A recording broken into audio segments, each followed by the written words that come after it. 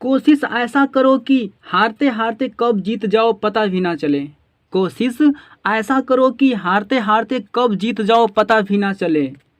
क्योंकि जुनून हो चट्टान सा तो हजार मुश्किलें छोटी लगने लगती हैं। इसी के साथ हेलो एवरीवन, कैसे आप सभी का हमारे YouTube channel Chandra coaching Ghazipur में स्वागत है। मेरे प्यारे बच्चों, मैं क्लास 10, 11, 12 के विद्यार्थियों के लिए बहुत ही मोस्ट टाइम टॉपिक ला चुका हूं। ठीक है, जैसा कि आप लोग देख पा रहे हैं मेरे प्यारे बच्चों कि आज का जो टॉपिक है ना, आपके बोर्ड एग्जाम के लिए बहुत ही मोस्ट इम्पोर्टेंट है। देखिए यहाँ पर जिसका नाम है यह समास। आज हम लोग समास को बहुत ही बेहतरीन ढंग से सीखेंगे, जिसमें आप लोगों को कोई भी प्रॉब्लम नहीं होगी। ओके बच्चों, तो चलिए बिना देरी के शुरू करते हैं इस वीडियो को। तो फर्स्ट हम लोग देखेंगे कि समास यानी कि समास का शाब्दिक अर्थ होता क्या है। तो प्यारे बच्चों, जो समास का शाब्दिक अर्थ होता है ना, वो होता है आपका संक्षेप करना यानी कि छोटा करना। ठीक है, यानी कोई भी बहुत ही बड़ा शब्द आपका लिखा हुआ है, सेंटेंस, कोई भी सेंटेंस आपका बहुत बड़ा लिखा हुआ है, तो उसको छोटा करने का काम कौन करता है? समास। ओके बच्चों, यानी कि समास का शाब्दिक अर्थ क्या है? संक्षेप करना यानी कि शॉर्ट करना, शॉर्ट जिसको बोलते हैं, लॉन्ग नहीं, शॉर्ट करना यानी कि छोटा करना, उसे हम लोग समास कहते हैं। आइए हम देखते हैं समास की परिभाषा को। देखिए बच्चों, जो समास की जो परिभाषा है ना, वो है आपकी दो या दो से अधिक शब्दों से मिलकर बने हुए एक नया, यानी कि दो या दो से अधिक शब्दों से मिलकर बने हुए एक नया एवं सार्थक शब्द को समास कहते हैं। यानी कि ये कहना चाह रहा है ना कि दो या दो से अधिक शब्द क्या होंगे, आपके आपस में मिलेंगे और एक क्या बनाए, एक नया शब्द बनाएंगे। या तो ये कह रहा है कि सार्थक शब्द बनाएंगे। सार्थक मतलब कि ऐसा शब्द जो अपने आप में कोई भी त्रुटि न रखता हो, जो एकदम अपने आप में एक मूल शब्द हो। सार्थक का मतलब ये होता है कि अपने आप में मूल शब्द हो, एकदम से अपने आप में क्या हो, एक पूर्ण हो, कंप्लीट सेंस दे पूरा। ओके बच्चों, उसे हम लोग क्या कहेंगे? समास कहते हैं। तो क्या आप लोग समझ पाएंगे क्या इसका परिभाषा क्या होती है? तो याद कर लीजिएगा कि दो या दो से अधिक शब्दों से मिलकर बने हुए एक नया एवं सार्थक शब्द को समास कहते हैं। ओके बच्चों, हम लोग देखेंगे कि समास में कितने भेद होते हैं। तो समास में कितने पद होते हैं। तो बच्चा देखिए, समास में आपके ना दो पद होते हैं। समास में कितने पद होते हैं? समास में आपके दो पद होते हैं। कौन कौन से होते हैं? देखिए, एक होता है आपका पहला पद, ओके, और जो सेकंड होता है वो होता है आपका दूसरा पद। यानी कि समास में आपके दो पद होते हैं, एक पहला पद, दूसरा पद। यानी कि पहला पद को बोलते हैं पूर्व पद और दूसरा पद को क्या कहते हैं? उत्तर पद।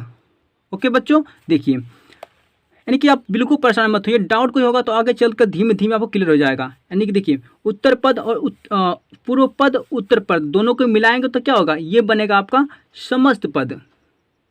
ओके, चलिए अब थोड़ा सा हम एग्जाम्पल दे लेते हैं कि समास कौन कौन से ऐसे हैं। देखिए, तो ध्यान दीजिएगा कि इसमें क्या बोला था परिभाषा में, आपकी दो या दो से अधिक शब्द मिलेंगे, यानी कि पूर्व पद और उत्तर पद दोनों मिलकर जो बनाएंगे ना शब्द, वही होगा आपका समास। देखिए, जैसे उदाहरण के अंदर आपका भर पेट, भर पेट यानी कि भर क्या है आपका? एक पूर्व पद, यानी कि पहले आ रहा है आपका ये पहला वाला जो शब्द है ना, भर एक पूर्व पद है। पेट क्या है बेटा आपका? पेट आपका उत्तर पद है। दोपहर, देखिए इसमें से दो क्या आपका है? दो आपका है पूर्व पद, पहर क्या है आपका? ये आपका है उत्तर पद। ठीक है, देखिए यहाँ पर भाई बहन, भाई क्या हो गया आपका? पूर्व पद हो गया, बहन हो गई आपकी उत्तर पद। यानी कि दूसरा जो शब्द है ना, उससे उत्तर पद कहिएगा आप लोग। ठीक है, और जो पहला जो शब्द होता है, ठीक है, ये होता है आपका पूर्व पद। ओके बच्चों, यानी समास को आपको अच्छी तरह से क्लियर हो गया होगा। आप तक समास के आगे हम लोग पढ़ेंगे, इसका विग्रह भी जानेंगे हम लोग, फिर समास के प्रकार को भी जानेंगे। ओके बच्चों, चलिए तो हम लोग देखते हैं यहाँ पर समास विग्रह किसे कहते हैं। तो समास विग्रह, विग्रह मतलब होता है कि अलग होना, मतलब कि टूटना। समास का मतलब कि अलग होना, मतलब विग्रह होना, एक टूटना है। ठीक है, इसका सेंस मतलब होता है कि टूटना। विग्रह मतलब, समास विग्रह मतलब कि टूटना। जैसे देखिए यहाँ पर लिखा होगा भर पेट, तो भर पेट, देखिए भर पेट यहाँ पे क्या हो गया? भर आपका यहाँ पर अलग हो गया और यहाँ पेट क्या हो गया बेटा आपका? अलग हो गया। ठीक है, तो भर यहाँ पर भर जो है ना, ये आपका पूर्व पद है, और जो पेट यहाँ पर क्या है बच्चा? आपका उत्तर पद है। ओके, तो भर यानी कि पूर्व पद, पेट मतलब आपका उत्तर पद। ओके, तो यहाँ पर क्या हुआ आपका भरपेट का, यहाँ पर क्या हो गया विग्रह हो गया, यानी कि टूट गया, अलग अलग हो गया आपका, यानी कि भरपेट क्या हो गया यहाँ पर अलग अलग हो गया, यानी कि विग्रह हो गया। तो जब यहाँ पर ध्यान दीजिए, जब उत्तर पद यानी कि ये आपका पूर्व पद है, पूर्व पद और उत्तर पद जब आपको दोनों अलग अलग हो जाएंगे ना, तो समझ लीजिए कि यहाँ पर आपका समास विग्रह हुआ है। ओके बच्चों, चलिए हम लोग आगे थोड़ा देखते हैं यहाँ पर अब समास के भेद को, यानी कि समास के प्रकार को देखते हैं। देखिए यहाँ पर जैसा देख पा रहे हैं यहाँ पर कि समास के भेद।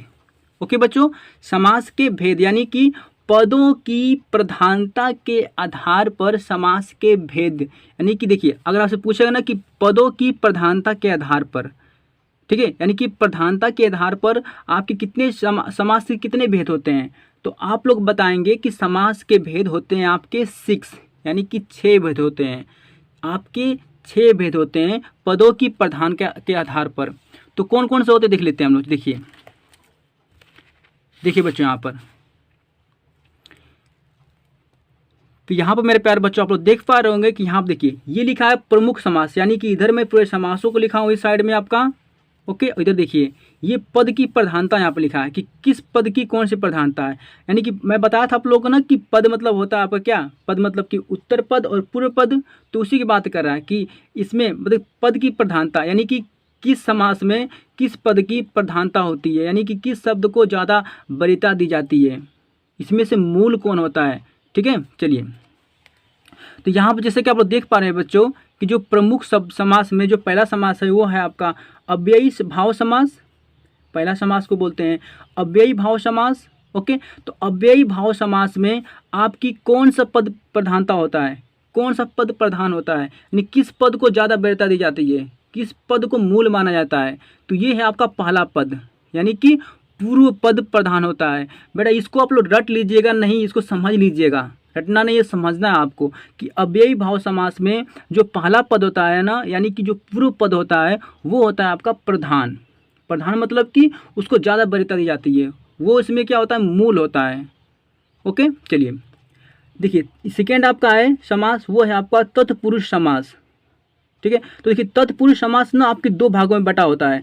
पहला है कर्मधारय समास, कर्मधारय समास, दूसरा है आपका द्विगु समास। ओके बच्चों, देखिए तत्पुरुष समास को 2 भागों में बांटा गया है। कौन कौन से, कर्मधारय समास, दूसरा आपका द्विगु समास। याद कर लीजिएगा बच्चा, देखिए यहाँ पर आपका एक समास, 2 समास यहाँ पर हो गया आपका तत्पुरुष समास, तीसरा हो गया आपका कर्मधारय समास, चौथा हो गया आपका द्विगु समास। ओके बच्चों ध्यान दीजिएगा, इसमें तत्पुरुष समास के 2 भाग होते हैं, इनको भी जोड़ा जाता है। ठीक है, तो देखिए यहाँ पर अगर मैं पूछूं आप लोगों से कि तत्पुरुष समास में कौन से पद, यानी कि कौन से पद का ज़्यादा प्रधानता होती है, तो ध्यान दीजिएगा कि तत्पुरुष समास में उत्तर पद प्रधान होता है। तत्पुरुष समास में बच्चों उत्तर पद प्रधान होता है। और देखिए इसी तरह से कर्मधारय समास में भी उत्तर पद ही प्रधान होता है। उत्तर मतलब कि दूसरा शब्द प्रधान होता है। द्विगु समास में भी दूसरा पद समास होता है। ओके, तो यहाँ से 1 2 3 4 आपके यहाँ पर समास क्लियर हो गए। हम लोग जैसे यहाँ पर मतलब 5वां समास यहाँ पर आपका है। ठीक है, 5वां समास इसलिए है क्योंकि देखिए तत्पुरुष समास 2 यहाँ पर हो गए हैं, तो इसको 5वां ही माना जाता है। ठीक है, लेकिन मैं यहाँ पर तीसरा लिखा हूँ क्योंकि 1 2 3 4, तो 1 2 3 4 तो ऐसे हो गए आपके। लेकिन देखिए कि इसी में आपके ना दूसरा वाले में 3 थे आपके समास हैं। कौन कौन से, तत्पुरुष एक हो गया, तत्पुरुष, कर्मधारय समास, द्विगु समास, यानी कि 3 थे ये हो गए, और 4 और ये 5 और ये 6 आपके। ओके बच्चों, तो यही 6 होते हैं और इन्हीं 6 में से आपको एग्जाम में पूछा जाता है क्वेश्चन। तो चलिए देखिए जो तीसरा आपका है ना वो है द्वंद्व समास। द्वंद्व समास, द्वंद्व समास में कौन सा प्रधान होता है, तो द्वंद्व समास में दोनों पद प्रधान होते हैं। दोनों पद मतलब कि पूर्व पद भी उत्तर पद भी, दोनों पद इसमें क्या होते हैं आपके प्रधान होते हैं, और दोनों पद इसमें मूल होते हैं। कि मतलब प्रधान मतलब कि इनमें दोनों की बहुत ही रहने की आवश्यकता होती है। इसमें से कोई अगर एक नहीं रहेगा ना तो उससे कोई उस समास का कोई वैल्यू नहीं रहेगी। तो दोनों प्रधान मतलब कि दोनों का ही बहुत ही नेसेसरी होता है, यहाँ पर आवश्यकता होती है, इसमें दोनों ही मूल होते हैं। अब देखिए बहुव्रीहि समास किसे कहते हैं, तो ध्यान दीजिए बच्चों कि बहुव्रीहि समास में ना दोनों पद अप्रधान होता है, यानी कि दोनों पद कैसे होते हैं, अप्रधान होते हैं। अप्रधान मतलब कि इनमें दोनों पद का कोई इसमें वैल्यू नहीं रहती है। ठीक है, इसमें आपका तीसरा कोई बाजी मार लेता है, यानी कि तीसरा पद आपका निकल जाता है। ठीक है, चलिए देखिए बेटा आप लोग का, तो हम लोग क्या करेंगे अब कि बारी बारी से देखिए यहाँ पर आपका क्या लिखा है। देखिए अव्ययी भाव समास, तत्पुरुष समास, कर्मधारय समास, द्विगु समास, द्वंद्व समास, बहुब्रीहि समास, ये आपकी समास दिख रहे हैं ना बच्चों। हम लोग क्या करेंगे, बारी बारी से इन सबको हम लोग पढ़ेंगे। तो फर्स्ट हम लोग पढ़ेंगे अव्ययी भाव समास को। देखिए तो अव्ययी भाव समास क्या होता है, तो ध्यान दीजिए कि अव्ययी भाव समास उन्हें कहेंगे जिनका पूर्व पद यानी कि पहला पद क्या हो, प्रधान हो और अव्यय हो।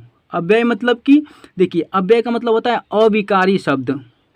क्या होता है बच्चा, अव्यय का मतलब होता है अविकारी शब्द, यानी कि अविकारी मतलब कि देखिए विकार का मतलब होता है कि परिवर्तनशील।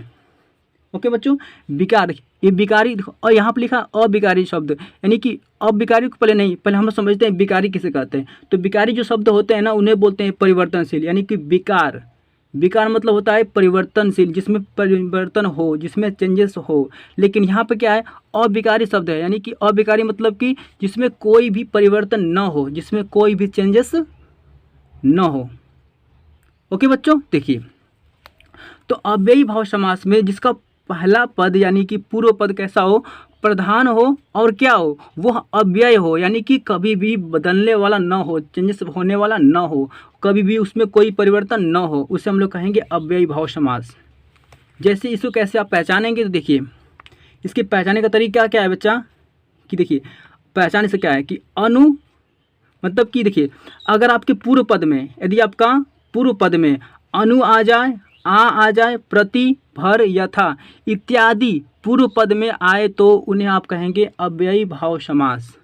ओके बच्चों, आप अव्ययी भाव समास को कैसे पहचानेंगे, तो ध्यान दीजिएगा, यदि आपके पूर्व पद में यानी कि पहले पद में अगर आपका अनु आ जा रहा है, आ जा रहा है, प्रति, भर, यथा इत्यादि शब्द आपके आ जा रहे हैं, तो वो आपके होते हैं अव्ययी भाव समास। ओके, देखिए उदाहरण के लिए हम देखेंगे यहाँ पर प्रतिधन, देखो यहाँ प्रतिधन दिन यानी कि प्रतिदिन इसमें आएंगे प्रति आपका, तो प्रतिदिन आया तो प्रति इसमें आ गया ना, तो यानी कि ऐसे देखकर आप पहचान जाएंगे कि ये कैसा समास है, ये अव्ययी भाव समास है, क्योंकि प्रति से आप लोग पहचान सकते हैं। आमरण देखिए बड़े आ इसमें आया क्या आपका, तो देखिए इसका जो पूर्व पद है ना वो क्या है आपका, आ है आपका, तो ये आपका अव्ययी भाव समास है। अनुरूप, तो अनुरूप में देखिए तो अनु क्या आपका है, एक पूर्व पद है, रूप क्या आपका है, तो ये आपका उत्तर पद है। तो पूर्व पद में देखिए क्या अनु है क्या आपका, तो अनु आ गया, तो क्या बताएंगे आप लोग कि ये आपका अव्ययी भाव समास है। यहाँ देखिए भर पेट, तो भर पेट में भर यहाँ पर आपका क्या है, पूर्व पद है, पेट क्या आपका उत्तर पद है। देखिए तो पूर्व पद में क्या मिला आपको, यानी कि पहले जो पद में क्या मिला आपको, भर मिला है, तो भर से आप लोग क्या समझ पाएंगे कि इसका पहचान भर में देखिए लिखिए अपना भर, तो भर बेटा यहाँ पर आ गया, तो समझ लेंगे कि अव्ययी भाव समास है। यथाशक्ति, अगर आपको लोग को ध्यान दीजिएगा कि यदि आपका पूर्व पद में बेटा आपका यथाशक्ति देखो यथा मिल जाए आपको, देखिए ये आपको अगर पूर्व पद में मिल जा रहा है ना, तो समझ लीजिएगा कि ये आपके अव्ययी भाव समास है। ओके, देखिए तो यथाशक्ति भी क्या आपकी है, एक अव्ययी भाव समास है, और भी बारीकी सारे शब्द होते हैं। ओके बच्चों, तो चलिए आज के लिए बस इतना ही। नेक्स्ट वीडियो में बेटा हम लोग क्या करेंगे, देखिए नेक्स्ट वीडियो में हम लोग ना पढ़ेंगे तत्पुरुष समास को, कर्मधारय समास को, द्विगु समास को। ठीक है, इन यानी कि 1 2 3 4 5 यानी कि 5 समास को हम लोग नेक्स्ट वीडियो में पढ़ेंगे। ओके बच्चों, तो आज के लिए बस इतना ही। Thank you.